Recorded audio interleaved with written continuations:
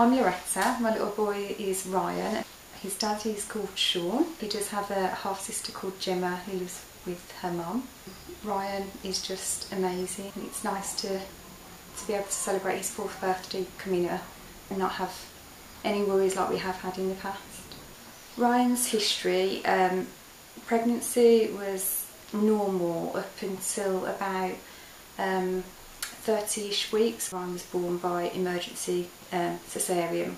He didn't cry, and at that point I really thought that he was dead, and everybody was looking at me quite blank and worried. Ryan had a really large cephalhematoma, a really large lump towards the side, the left side of his head. He was taken straight down to the special care unit. That's the time where you want to obviously bond. You've waited 9 months to meet your child, but sadly that was the way it was. And I finally got down to meet him, about 14 hours old by this stage.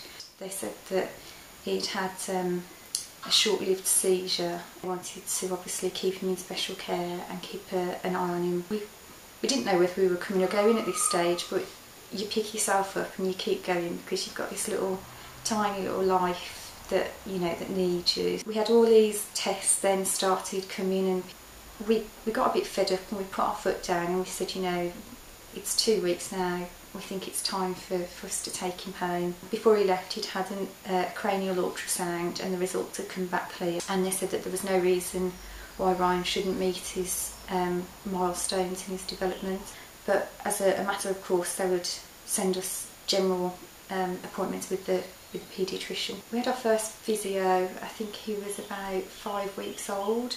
At 6 months old, Ryan had his first sedation, which was just horrendous. It was awful, but he had it, and he had the MRI and it went okay. Eventually, after a long 2-week wait, we went for the results that they were clear. He referred us to our local child development centre, and so that we could get into the system. The one thing we really struggle with, it sticks in my mind, is getting Ryan to roll, and we just thought he was never going to do it. So the day that he did it was like we'd won the lottery. Then he started sitting up unaided, and so it was decided to hold off on any further investigations. But at that time, Sean, Ryan's dad, he found a lump on his chin, and it was non-Hodgkin's lymphoma, but the good news was it was stage 1.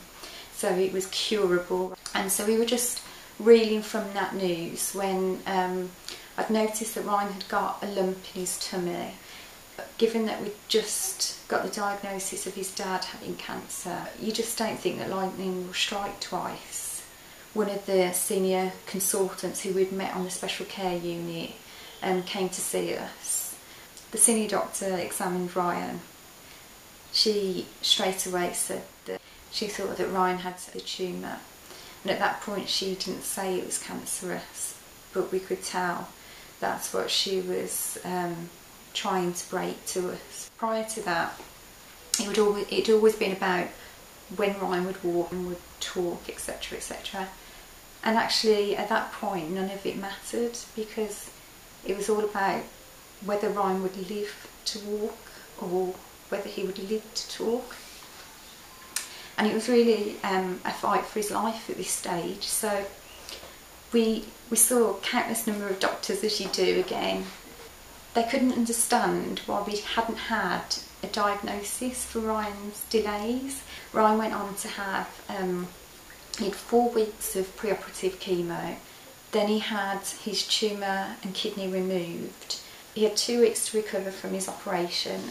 We were given the news that it was stage 3, so it meant that he'd gone into his local lymph nodes, that he had to have 9 months more of chemotherapy, invasive chemotherapy, and also 3 weeks of radiotherapy. But we got through it.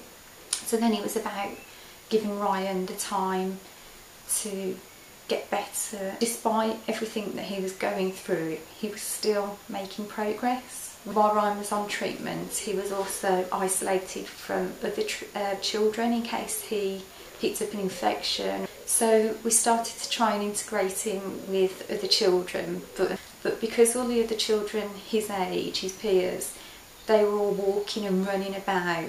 It was just left with me and Ryan playing together. I needed to find somewhere for us to fit in. I was just getting really fed up, and the breakthrough came really when we found a national charity, and the regional part of it ran a short break session.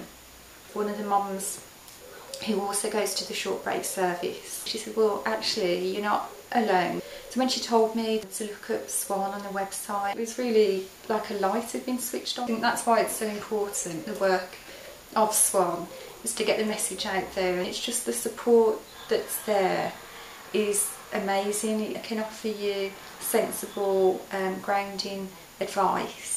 You feel really empowered, and it just means the world to us, really, that acceptance. And if we won the National Lottery Award, it would help other families like us who had nowhere to go, no method of support before SWAN, and to bring them out of the darkness, really. Jump, jump.